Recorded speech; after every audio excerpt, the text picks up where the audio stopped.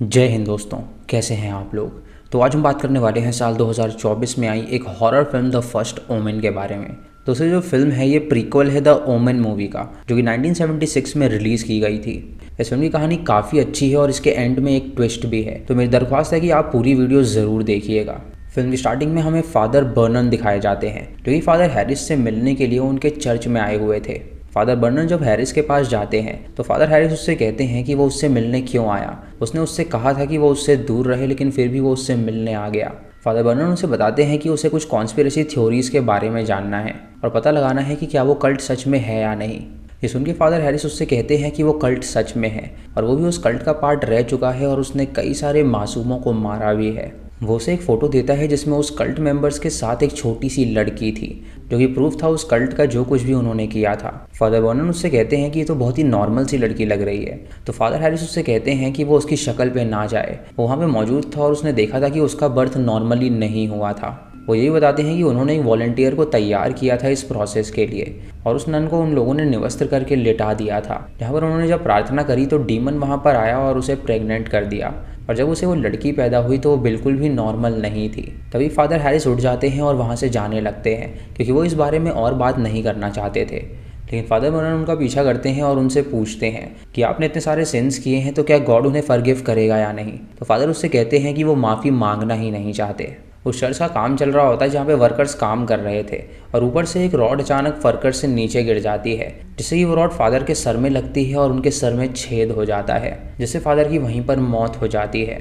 उसके बाद हमें सन 1971 रोम दिखाया जाता है, जहाँ पे हम मार्गरेट नाम की एक नन को देखते हैं जो कि एयरपोर्ट पे आती है और उसे रिसीव करने के लिए फादर गैब्रियल आते हैं, जो कि उसे ऑर्फनेज में लेकर जाने वाले थे। मार्गरेट अमेरिका में पली बड़ी थी और वो बचपन से ही कार्डिनल लॉरेंस को जानती थी, जो कि उसका हमेशा ख्याल रखा करते थे। जब कार्डिनल से मिलती है तो उन्हें देखकर वो बहुत ही खुश होती है। फादर गैब्रियल और कार्डिनल उसे लेकर ऑर्फनेज जाने लगते हैं। जहाँ रास्ते में मार्गरेट को कुछ प्रोटेस्टर्स नज़र आते हैं, तो वो कार्डिनल से पूछती है कि आखिर ये लोग प्रोटेस्ट क्यों कर रहे हैं। कार्डिनल उसे बताते हैं कि दरअसल जो प्रोटेस्ट कर रहे हैं ये चर्च के खिलाफ प्रोटेस्ट कर रहे हैं, क्योंकि इनको अथॉरिटी में कमी लगती है, जिसकी वजह से अथॉरिटी को रिजेक्ट कर रहे हैं। और इन्होंने पूरी तरह चर्च को भी रिजेक्ट कर दिया है और ये अपनी प्रेयर्स तक नहीं करते। मार्गरेट सुन के हैरान हो जाती है और सोचती है कि आखिर लोगों के अंदर से ईश्वर की आस कैसे जा सकती है। उसके बाद वो सभी ऑर्फनेज पहुंचते हैं, जहाँ पे मार्गरेट सिस्टर सिल्वा से मिलती है, जो कि वहाँ की हेड थी, और वो उसे पूरा ऑर्फनेज दिखाती है। वो उसे कहती है कि यहाँ पे स्कूल से लेकर हॉस्पिटल फैसिलिटी सब मौजूद है और उनके जो डॉक्टर्स हैं वो काफ़ी ज़्यादा एजुकेटेड हैं, जिससे उन्हें यहाँ पर कोई भी दिक्कत नहीं होती है। जब उसे आगे लेके जाती है तो मार्गरेट सिस्टर एंजेलिका को देखती है, जो कि दीवार की तरफ देखकर कुछ बातें कर रही थी।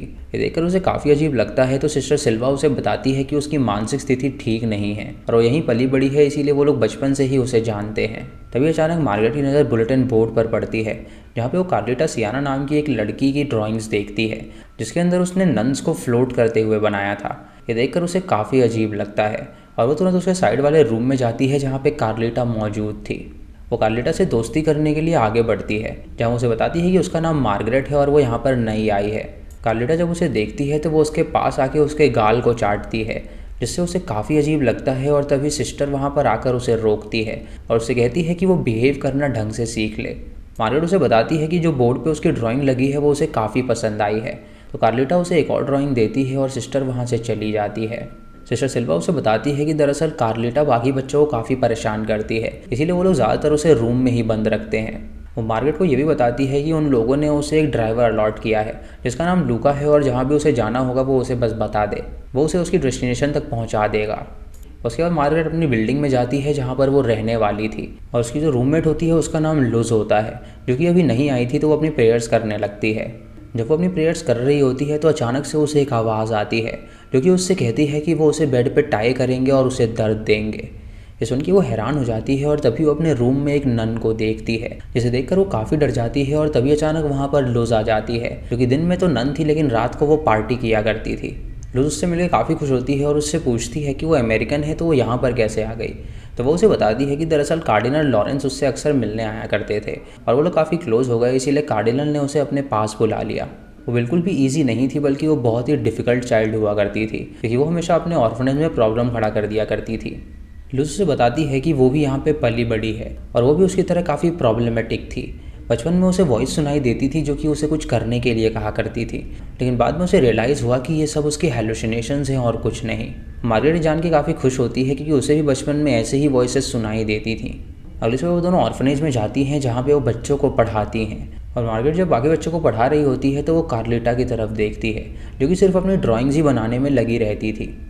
रात को जब वो सभी बच्चों को सुला देती है तो वो कार्लिटा के रूम के बाहर जाती है जहाँ पे वो कार्लिटा को चिल्लाता हुआ सुन पाती है। जब वो दरवाजे से अंदर देखती है तो उसे पता चलता है कि बाकी नन्स कार्लिटा को बांध रही हैं, और तभी एक नन वहाँ पर आकर दरवाज़ा बंद कर देती है ताकि अंदर जो कुछ भी हो रहा है वो ना देख सके। तभी उसके सामने सिस्टर एंजेलिका आती है जो कि रोने लगती है, और उसे देखकर वो काफ़ी हैरान हो जाती है और सोचती है कि आखिर वो रो क्यों रही है। तभी लूज़ वहाँ पर आती है और उसे अपने साथ घर ले जाती है जहाँ पर वो उसे तैयार करती है डिस्को में ले जाने के लिए, क्योंकि उसका मानना था कि वो सभी शपथ तो लेने ही वाली हैं, तो क्यों ना वो बार में जाके मस्ती करें और उसके बाद अपनी शपथ लें, क्योंकि शपथ के बाद वो सारी ज़िंदगी मौज मस्ती नहीं कर पाएंगी।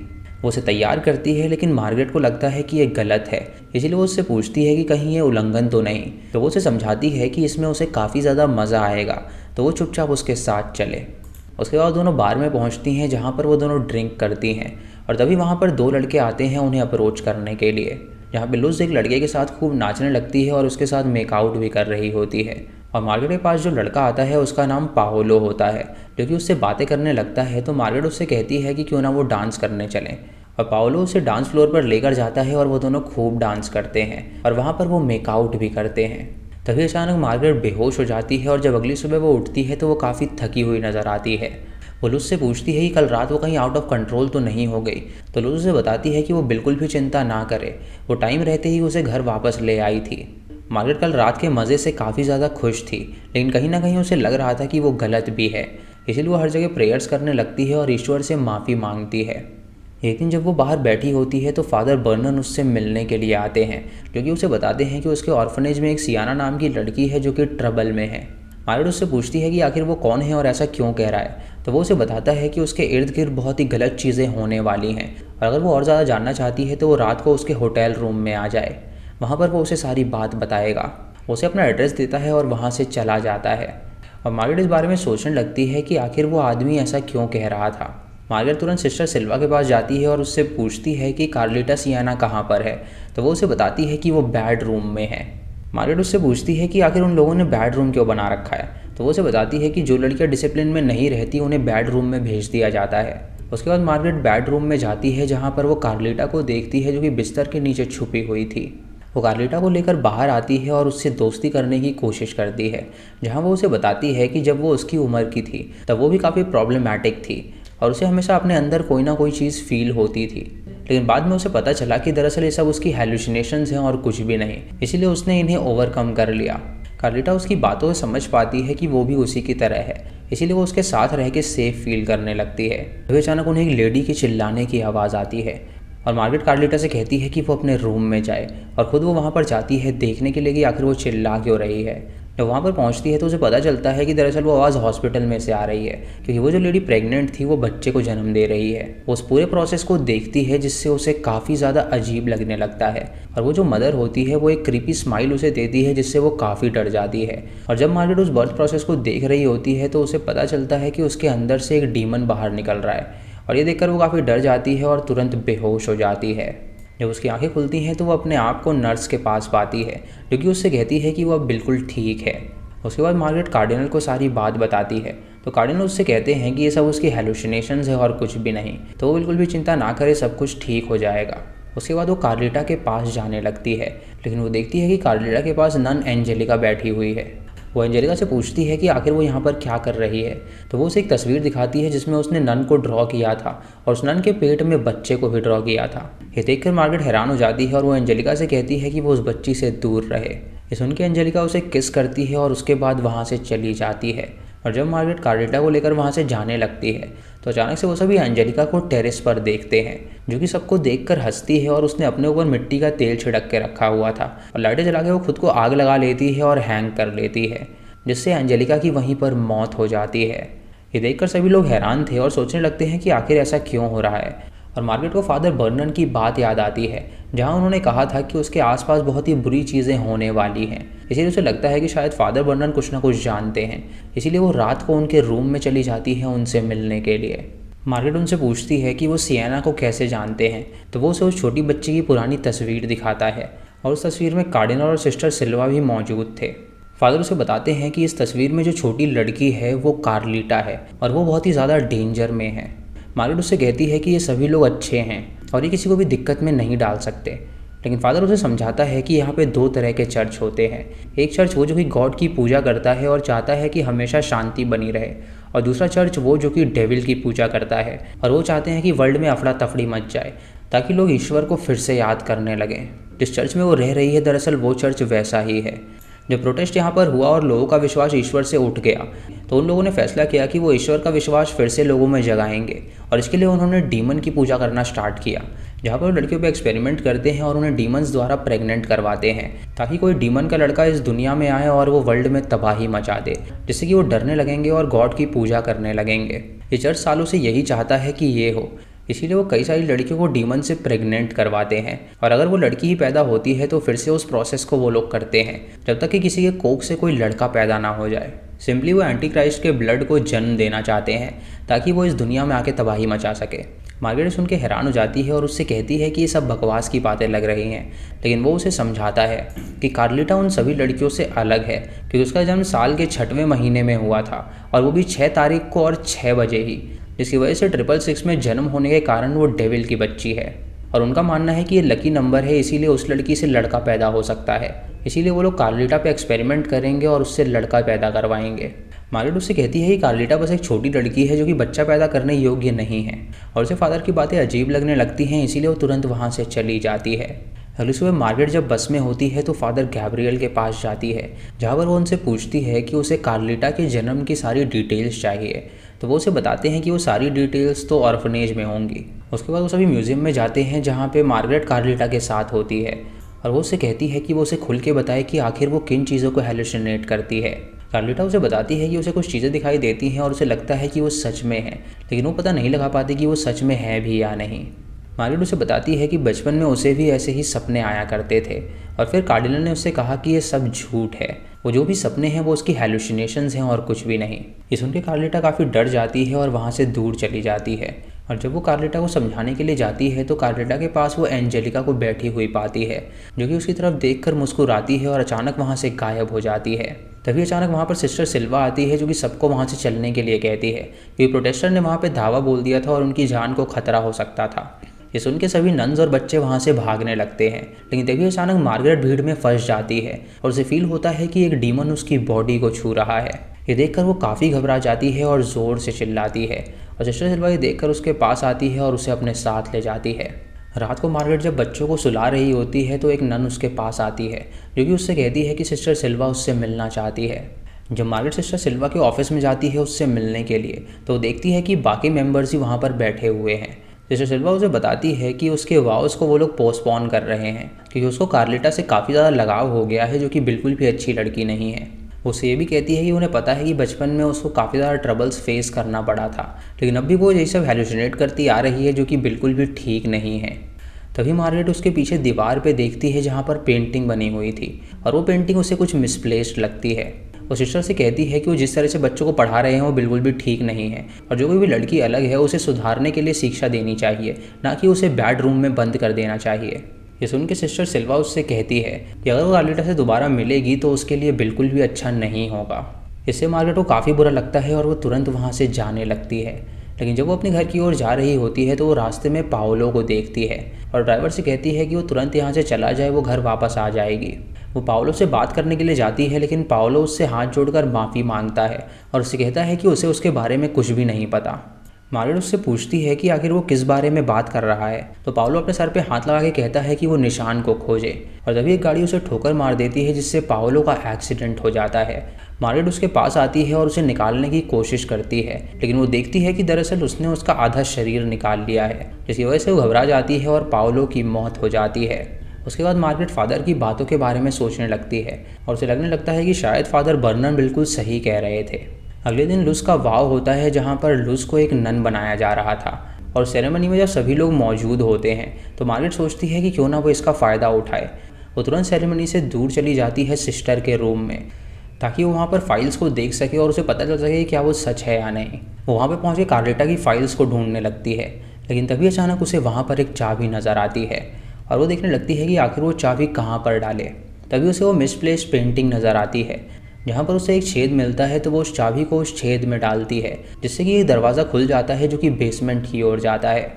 मार्गरेट तुरंत बेसमेंट में चली जाती है, जहाँ पर ढेर सारी फाइल्स मौजूद होती हैं और वो कार्लेटा की फाइल्स को ढूंढने लगती है, जहाँ पर उसे कई सारी सियाना की फाइल्स मिलती हैं। जिससे कि उसे पता चलता है कि दरअसल इस चर्च में सालों से कई सारी सियाना नाम की लड़कियाँ पैदा हुई हैं, जो कि कोई नॉर्मल लड़कियाँ नहीं थी बल्कि वो डीमन की लड़कियाँ थीं। वो तुरंत उन फाइल्स को चुरा लेती है और कार्लेटा को लेकर वहाँ से भागने लगती है और अपने रूम में जाकर वो उससे कहती है कि उसे उसकी सारी बात पर यकीन है और ये लोग उसे बुरी तरह टॉर्चर करने वाले हैं, तो वो बिल्कुल भी ना डरे। तभी अचानक वहाँ पर नन्स आ जाती हैं, जो कि उसे पकड़ लेती हैं और एक अंधेरे वाले रूम में डाल देती हैं। वो कई देर तक उसी रूम में बंद रहती है और इसी फ्लोर पे उसे एक ड्राइंग मिलती है, जिसे देखकर वो काफ़ी डर जाती है। और उस ड्राइंग में दिखाया गया था कि कैसे वो बच्चों को पैदा करते हैं। वो अपने दिमाग में आ रही आवाज़ों को कहती है कि ये बिल्कुल भी रियल नहीं है, लेकिन तभी उसे एक सिस्टर की आवाज़ आती है, जो कि उससे पूछती है कि क्या रियल नहीं है। ये सुन के वो हैरान हो जाती है, क्योंकि उसे एकदम रियल लग रहा था। और तभी वो अपने सामने उस सिस्टर को देख पाती है, जो कि उसकी तरफ आकर हंसने लगती है और उस पर अटैक करने वाली होती है। लेकिन तभी वो ज़ोर से चिल्लाती है और फादर गैब्रियल वहाँ पर आकर उसे संभालता है। फादर उससे कहता है कि उसे ये फाइल्स मिल गई हैं और उन्हें तुरंत यहाँ से निकलना चाहिए। वो उसे लेकर तुरंत फादर बर्नन के पास जाता है और उसे बताता है कि दरअसल फादर बर्नर और वो दोनों मिले हुए हैं, क्योंकि फादर बर्नर ने पहले उसे भी अप्रोच किया था।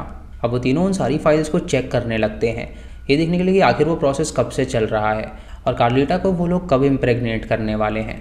वो देखते हैं कि वहाँ पे कई सारी सियाना बच्ची पैदा हुई हैं, लेकिन उनमें से कोई भी लड़का नहीं हुआ है। कोई पैदा होते ही मर गई थी या तो कोई डिफॉर्म पैदा हुई थी, जिसकी वजह से उन लोगों ने ही उन्हें मार डाला।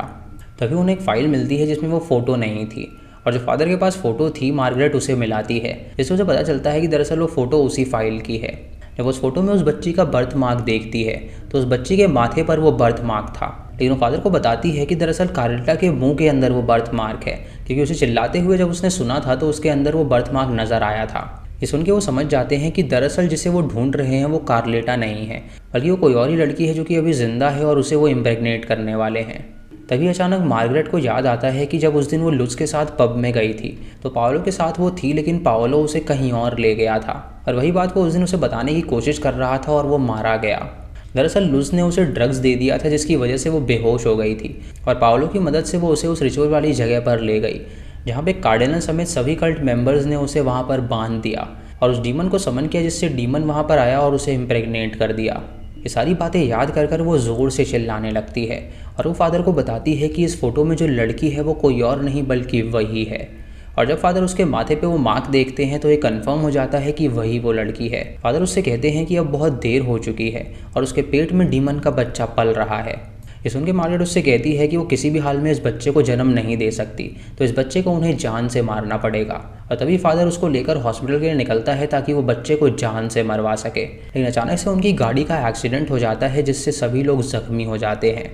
तभी मार्गरेट अचानक बाहर निकलती है, जो कि सही सलामत होती है और उसके अंदर से ढेर सारा खून निकलने लगता है और उसका पेट अचानक से फूल जाता है, जिससे हम जान पाते हैं कि वो बच्चा पैदा होने के लिए रेडी हो गया था। तभी वहाँ पर वो कल्ट मेंबर्स आते हैं, जो कि उसे उठाकर अपने साथ ले जाते हैं और जब मार्गरेट की आंखें खुलती हैं तो वो अपने सामने कार्डिनल को देखती है और उसे कहती है कि वो उसकी मदद करे और उसे यहाँ से जाने दे। लेकिन कार्डिनल उससे कहता है कि उसके पास उनकी एक संपत्ति है और उसको लिए बिना वो लोग यहाँ से नहीं जाएंगे। वो उसे ही बताता है कि जब से वो पैदा हुई थी तभी उसने उसे अमेरिका भेज दिया था और तब से ही वो उसे देखते आ रहा है और जब वो सही उम्र में आई तो वो उसे यहाँ पर लेकर आ गया ताकि वो डीमन के बच्चे को जन्म दे सके। मार्गरेट उनके समझ जाती है कि दरअसल ये सब उनकी प्लानिंग थी और वो सब पहले से ही जानते थे कि वही वो चोजन वन है। तभी वो सभी उसे इंजेक्शन लगाते हैं और उसके बाद डॉक्टर उसका पेट फाड़ता है और बच्चे को बाहर निकालता है और वो देखते हैं कि दरअसल वो जुड़वा बच्चे हैं, जिसमें से एक लड़की है और दूसरा लड़का है। ये देखकर सभी लोग खुश हो जाते हैं क्योंकि इतने सालों के बाद वो पहला लड़का था जो कि जन्म लिया था। तभी मार्गरेट कार्डिनल से कहती है कि वो अपने बेटे को अपनी गोद में उठाना चाहती है और कार्डिनल उससे कहता है कि वो माँ है और ये उसका अधिकार है। वो उस बच्चे को जब उसके गोद में देते हैं तो वो कार्डिनल को स्टैब कर देती है, जिससे कार्डिनल की मौत हो जाती है और उसके बाद वो उस बच्चे को भी जान से मारने वाली होती है। लेकिन तभी सिस्टर वहाँ पर आकर उसका बच्चा उससे छीनने लगती है और उसे कहती है कि अगर कोई इसे मार देगी तो उनकी प्लानिंग फेल हो जाएगी। तभी लूज वहाँ पर आकर उसे स्टैब कर देती है जिससे वो नीचे गिर जाती है और वो सभी उस लड़के को लेकर वहाँ से चले जाते हैं और उस चर्च में आग लगा देते हैं ताकि उसकी बेटी और मार्गरेट वहाँ पे मर जाएं। तभी हम देखते हैं कि कार्लिटा वहाँ पे मौजूद होती है जो कि चोरी छुप के ये सब देख रही थी और वो तुरंत अंदर जाती है मार्गरेट और उसकी बेटी की जान बचाने के लिए। वो उन दोनों को तुरंत वहाँ से ले जाने लगती है, लेकिन तभी उसे डीमन की आवाज़ आती है जो कि आग में जल के ज़ोर से चिल्ला रहा था। मार्गरेट उस डीमन को जलता हुआ देखकर हैरान हो जाती है और तुरंत वहाँ से भाग निकलती है। उसी रात वो उसके लड़के को हॉस्पिटल में ले जाते हैं जहाँ पे उनका प्लान होता है कि वो यूएस के एम्बेसडर के बच्चे को उससे रिप्लेस कर देंगे, क्योंकि उसकी जो बीवी थी वो प्रेग्नेंट थी और उसी हॉस्पिटल में मौजूद थी। और जब उसकी बीवी अपने बच्चे को जन्म देती है तो वो पैदा होते ही मर जाता है, लेकिन ये बात वो उसे बिल्कुल नहीं बताते और उस डीमन के बच्चे को वो लोग उसका बच्चा बताते हैं ताकि वो बच्चा बड़े होकर पावर में आए और दुनिया को अपने कदमों तले रखे, जिससे कि लोगों में डर फैले और वो ईश्वर को याद करने लगें। उसके बाद हमें कुछ साल बाद की कहानी दिखाई जाती है जहाँ पर मार्गरेट कार्लिटा और उसकी बच्ची अब पहाड़ों में कहीं रह रहे थे और उसकी बच्ची अब बड़ी हो गई थी जो कि बोलने भी लगी थी। तभी उसके घर के बाहर फादर बर्नर आते हैं जिसने उसका पता लगा लिया था और मार्गरेट उन्हें देखकर उन पे गन तान देती है और उनसे कहती है कि वो अब और ट्रबल नहीं चाहती तो वो यहाँ से चले जाएं। लेकिन फादर बर्नर उसे बताते हैं कि उन लोगों को पता चल गया है कि वो सरवाइव कर गई है और वो सभी उसे ढूंढने आएंगे और उसे जान से मार डालेंगे, क्योंकि उनको पता है कि उसकी बेटी भी उतनी ही पावरफुल है जितना वो लड़का पावरफुल है, इसीलिए उसकी बेटी को मारना बहुत ज़रूरी है। मार्गरेट उससे कहती है कि वो इस बारे में नहीं जानना चाहती तो वो यहाँ से चले जाएं। तो फादर बर्नर उसे बताते हैं कि उसका बेटा बड़ा हो गया है और उसका नाम उन्होंने दामियान रखा है। दोस्तों इसी के साथ ये मूवी यहीं पर ख़त्म हो जाती है। तो दोस्तों ये थी इस फिल्म की कहानी जो कि प्रीक्वल है ओमन मूवी का, जो कि 1976 में रिलीज़ की गई थी। दोस्तों आपको इसकी कहानी कैसी लगी आप हमें कमेंट सेक्शन में ज़रूर बताइएगा। अगर आप चैनल पे नए हैं तो इसे सब्सक्राइब करें और बेल आइकन दबाएं नोटिफिकेशंस के लिए। और अगर आपके कोई भी सवाल है इस मूवी को लेकर तो आप हमें कमेंट सेक्शन में पूछ सकते हैं और हमें मूवीज़ भी सजेस्ट कर सकते हैं। तो दोस्तों ये थी आज की वीडियो को लाइक और शेयर करना बिल्कुल मत भूलिएगा। तो मैं मिलता हूँ आपको अगली वीडियो में, तब तक के लिए जय हिंद।